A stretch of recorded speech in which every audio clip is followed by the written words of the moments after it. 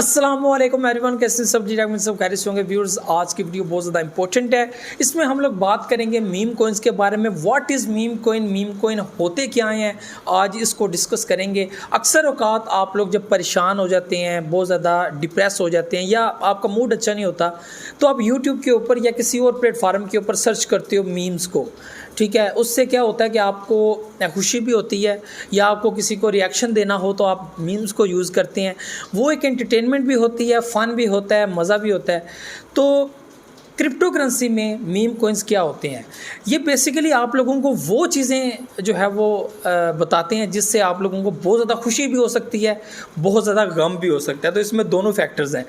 तो आपको मैं सबसे पहले इसकी डेफिनेशन बताऊंगा कि मीम कॉइन्स की डेफिनेशन होती क्या है। मीम कॉइन्स बेसिकली किसी जो है वो ब्लॉकचेन प्रोजेक्ट के स्मार्ट कॉन्ट्रैक्ट के ऊपर बने हुए होते हैं, यानी कि कोई बंदा भी इन प्रोजेक्ट्स को बना सकता है। यानी कि अगर मैं कोई कॉइन लॉन्च करना चाहता हूँ तो मैं एथेरियम के ऊपर लॉन्च कर सकता हूँ, मैं जो है वो बाइनेंस के ऊपर लॉन्च कर सकता हूँ।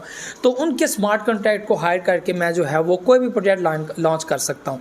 तो बेसिकली मीम्स का सबसे पहला जो ताल्लुक होता है वो इस चीज़ से होता है।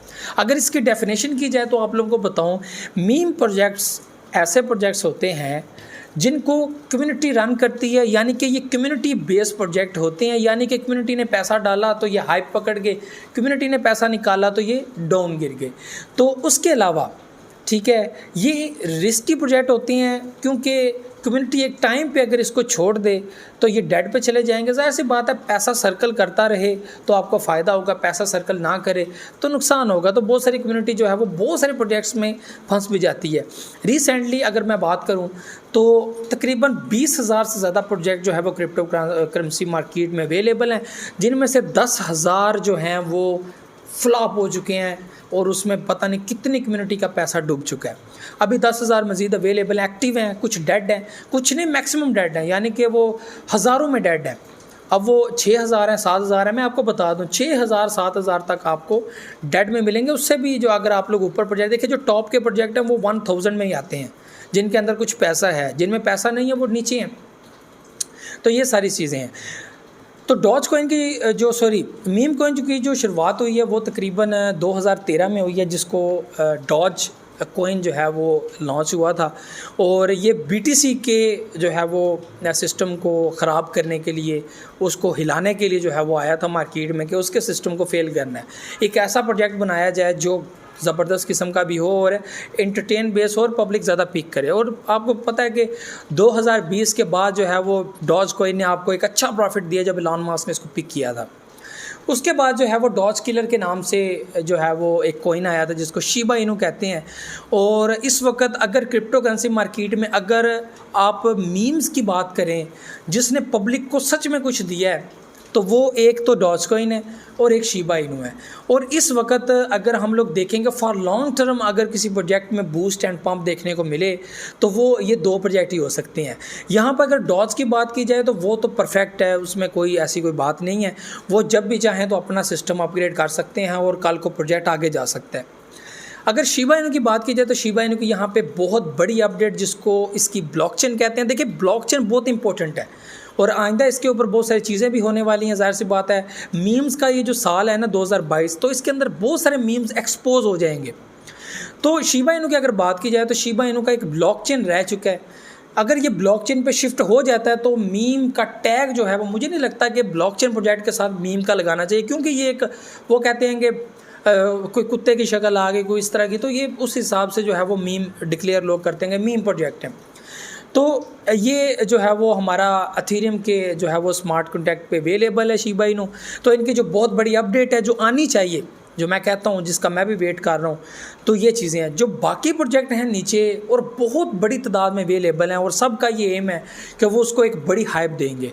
तो मैं समझता हूँ कि अब तक हम लोगों को कोई बाकी कॉइन्स, चाहे वो बेबी डॉज है या दूसरे कॉइन्स है, इतनी बड़ी हाइप देखने को नहीं मिली जिसको हम लोग कहें कि हाँ यार ये प्रोजेक्ट आगे बढ़ सकता है, बहुत आगे आएगा। तो हर प्रोजेक्ट के अंदर ये सीन है कि इतनी ज़्यादा सप्लाई है। मीम्स के अंदर वो सप्लाई होती है और उस सप्लाई को कम करने के लिए भी मैकेनिज़्म चाहिए। और ये एक चीज़, मैं एक बर्निंग के ऊपर मैं वीडियो बनाऊंगा, आप लोगों को बताऊंगा कि बर्निंग है क्या। और जितने भी देखें शिबा इनू की सप्लाई बर्न हो रही है, लेकिन हकीकत में बर्न नहीं हो रही। उसकी रीज़न क्या है कि एथेरियम जब तक एक्सेप्ट नहीं करेगा तब तक जो है वो नहीं हो सकता कुछ भी। तो जब इनकी अपनी ब्लॉकचेन आएगी तो ये अपनी मर्ज़ी से बेहतरीन किस्म की बर्निंग कर सकते हैं और इसकी वैल्यू को बढ़ा सकते हैं, तो उसका फ़ायदा भी होगा। तो मीम प्रोजेक्ट्स के अंदर आप लोगों को कुछ गलत फहमियाँ हैं जो दूर करना पड़ेंगी। क्रिप्टोकरेंसी मार्केट में हर मीम प्रोजेक्ट आप लोगों के सपने पूरे नहीं कर सकता, आपको मिलियनरी या बिलियनरी नहीं बना सकता। स्मार्टली प्ले करें, मार्केट में कॉइन आता है, हाइप पकड़ेगा, पैसा बनाए, निकाल लें।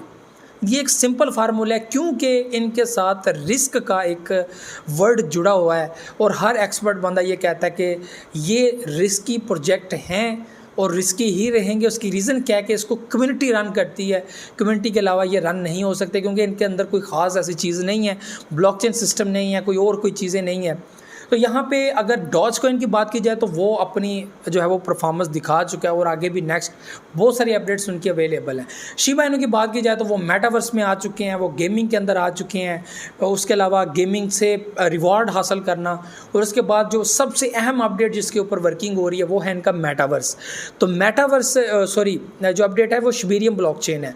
तो वो ब्लॉकचेन अगर आ जाती है तो फिर मीम जो शिबा इनू है ये सबसे बड़ा और डॉज कॉइन के बराबर, देखें जिसकी वैल्यू आप लोग 9 नंबर पर रैंक ले आए, आपका शिबा इनू 9 नंबर पर रैंक आप लोग करवा दें, तो इससे बड़ी क्या बात हो सकती है।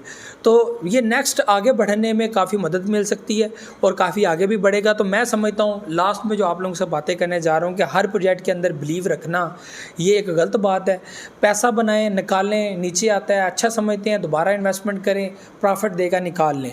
अच्छे प्रोजेक्ट्स को पिक करें, मीम्स के अंदर भी उस प्रोजेक्ट को पिक करें जो आप लोगों को शॉर्ट पीरियड में, या आप एक टाइम रख लें कि इस टाइम के अंदर आपको प्रॉफिट देगा। अगर एक प्रोजेक्ट ने आपको 1 साल के अंदर एक बार प्रॉफिट देना है, और ये जो कंडीशन है ज़ाहिर सी बात है बीटीसी के ऊपर भी इफेक्ट पड़ा हुआ है, लेकिन एक टाइम पे जब बड़ा बुल रन देखने को मिलेगा बीटीसी के अंदर तो इसकी प्राइस हम लोग को वापस देखने को नहीं मिलेगी। तो उसके साथ जो जितने भी अच्छे प्रोजेक्ट हैं वो भी बूम कर जाएंगे, और मीम प्रोजेक्ट के अंदर भी जिसने प्रॉफिट आपको देना हुआ वो देगा और नेक्स्ट लेवल की तरफ चला जाएगा। और शिबेरियम ब्लॉकचेन अगर आ जाती है, डॉज कॉइन तो पहले अवेलेबल है, तो ये 2 मीम है असल में जो है वो मीम्स की शुरुआत इन 2 प्रोजेक्ट से हुई थी, ठीक है।